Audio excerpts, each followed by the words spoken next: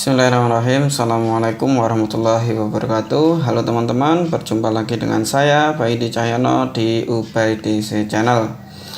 Kali ini kita akan belajar bersama tentang al-mustasna. Apa itu al-mustasna? Secara sederhana kita bisa menyebutnya pengecualian, kata pengecualian. Ada 3 indikator pencapaian. Yang pertama, mengetahui pengertian mustasna. Kedua, memahami penggunaan mustasna dalam kalimat. 3, mampu melakukan percakapan menggunakan mustasna. Kurang lebih seperti itu. Sebelum kita bahas lebih lanjut, mari kita mulai pembahasan kita pada kesempatan kali ini dengan bersama membaca basmalah. Bismillahirrahmanirrahim. Sebelum melanjutkan videonya, alangkah baiknya kita klik tombol subscribe guna membangun channel ini menjadi lebih baik lagi. Jangan lupa loncengnya ya guys.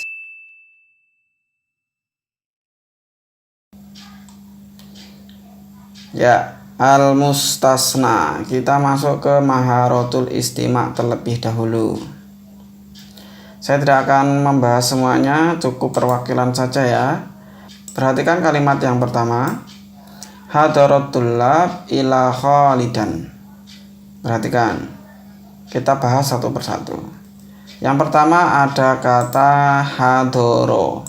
Hadoro ini sebagai apa? Fi'il. Oke. Tullab, murid-murid, sebagai fa'il. Hadarat tullab. Maka murid-murid telah hadir. Kemudian ada setelah tulab, setelah fa'il itu di situ ada kata illa. Kemudian apa artinya illa itu? Kecuali, ya, kecuali. Di akhir kemudian ada nama seseorang, khalidan. Nah, dari satu contoh ini kita bisa memahami bahwasanya ada beberapa bagian dalam satu kalimat. Yang pertama adalah bagian umum, yakni dari awal hadaratul tulab. Ini adalah kasus umum. Semua murid telah hadir. Kejadian umum ini kemudian dikecualikan dengan ada istilah ilah. Dengan ada kata ilah di situ, kecuali. Siapa yang dikecualikan? Yang dikecualikan setelah kata ilah, khalidan. Maka semua murid telah datang kecuali Khalid. Khalid ini adalah pengecualian, seperti itu. Baik, selanjutnya contoh yang kedua, hadaratul lab ghairu talibin. Hadaratul lab ghairu talibin. Perhatikan, hadaratul lab sama kasusnya dengan atas. Murid-murid telah datang. Illa, kalau di atas pakai illa, di bawah pakai ghairu. Sedangkan yang akhir sama, ini namanya Khalid, namanya Thalib. Ini bukan berarti Thalib ini adalah murid, bukan ya, tapi ini adalah nama orang, Thalib. Jadi apa yang membedakan? Yang membedakan adalah huruf, yang membedakan adalah harokat di akhir. Kalau setelah ilah dia mansub, namun setelah ghairu dia majrur. Perhatikan di sini pelan-pelan. Sudah jelas ya? Ya. Sama kasus pertama, semua murid telah datang. Ghairu maknanya sama dengan ilah, kecuali. Siwa juga, selain, artinya kecuali atau selain dan sebagainya. Thalib adalah nama orang. Seperti itu, kasusnya sama. Selanjutnya tadi sudah kita sebut di sini kasus 1, kasus 2.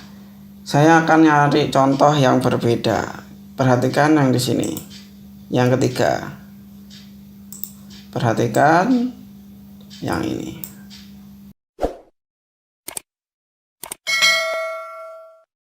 Raddadal munasyiduna an-nasyid ma khala sa'idan. Para supporter chanter itu menyanyikan lagu kecuali Sa'id, ma khala. Jadi ma khala di sini hampir sama atau sama maknanya dengan ila dan ghaira. Kemudian perhatikan akhirnya Sa'id, Sa'id nama orang, Sa'id di sini dia mansub, Sa'idan, bukan Sa'idin. Jelas bedanya ya antara illa, ghaira, ma khala. Ada 3 contoh yang sudah kita pelajari atau kita bahas seperti itu. Baik, untuk memperjelas kita langsung masuk ke Al-Qaidah An-Nahwiyah. Perhatikan. Ini memang materinya agak sulit. Lama-lama nanti makin sulit. Jadi ada istilahnya al-mustasna. Ya, ada istilahnya al-mustasna. Ada istilahnya al-mustasna minhu. Kemudian ada adatul istisna. Apa itu al-mustasna? Al-mustasna wahwa al-ismul waqi' ba'da adatil istisna wa yukhalifu ma qablahu fi nafiyan wa isbatan. Perhatikan. Ismul waqi', ism yang berada ba'da adatil istisna, setelah adatul istisna. Apa itu adatul istisna? Adatul istisna wa yukhalifu ma qablaha fi nafyan wa isbatan. Perhatikan. Sedangkan al-mustasna minhu wa huwa ma yaqa'u qabla adatul istisna wa yashtamilu fil makna 'alal mustasna.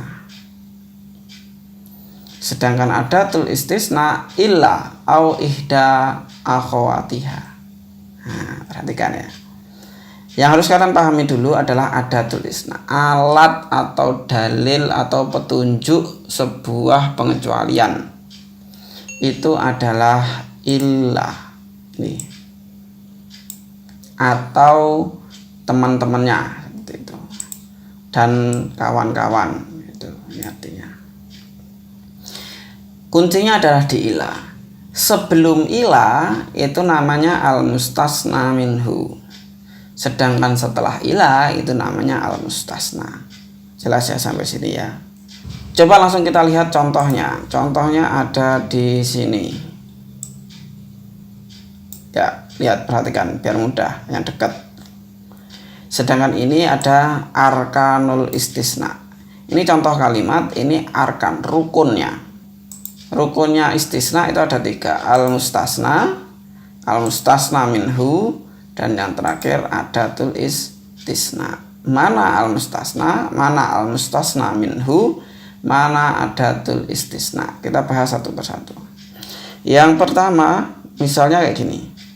Najahatul lab illa Muhammad. Artinya apa? Najaha, sukses, berhasil. Tulab, murid-murid, illa, kecuali Muhammad. Tadi ingat ya rumusnya, setelah illa dia mansub Muhammadan. Murid-murid itu berhasil, sukses, illa kecuali Muhammad, kecuali Muhammad. Al-mustasna itu Muhammad. Al-mustasna itu Muhammad. Kita garis terlebih dahulu. Garisnya ila terlebih dahulu. Kita potong ila. Nih, di sini ilanya kita potong. Ila ini disebut sebagai adat. Apa itu adat? Adatul istisna. Tanda pengecualian. Sebelumnya najahatul lab itu adalah al-mustasna minhu, yang dikecualikan daripadanya murid-murid, umum murid-murid itu. Jadi al-mustasna minhu itu umum, sedangkan al-mustasna itu khusus. Khusus ini dikecualikan daripada umum, kasus umum. Illa ini adalah tandanya. Semua murid-murid sukses, berhasil, kecuali Muhammad. Jadi yang tidak berhasil siapa? Muhammad. Yang tidak sukses siapa? Muhammad. Yang lain, si Ahmad, si Yusuf, si Yunus, sukses apa enggak? Berhasil apa enggak? Berhasil. Seperti itu. Bisa dipahami ya? Saya pikir ini cukup jelas penjelasan saya. Baik, selanjutnya maharatul qiraah. Dibaca, disakel, kemudian coba diartikan. Ini PR ya. Kemudian ini untuk maharatul kalam, ini bisa dipelajari sendiri.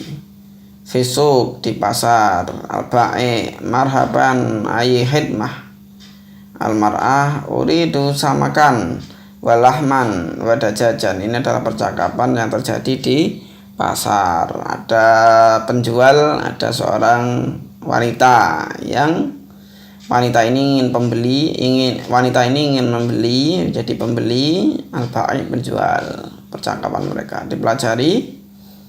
Saya pikir ini cukup untuk dipelajari sendiri bisa. Yang PR-nya yang ini ya. Ini saya pikir ini akan mengasah teman-teman untuk belajar bahasa Arab. Perhatikan teman-teman, makin lama materi kita makin susah. Jadi sedangkan keadaan kita seperti ini, jadi nanti kita tidak terlalu memaksakan saja. Yang penting teman-teman terus belajar semampunya, sebisanya. Terima kasih teman-teman, mudah-mudahan bermanfaat. Assalamualaikum warahmatullahi wabarakatuh.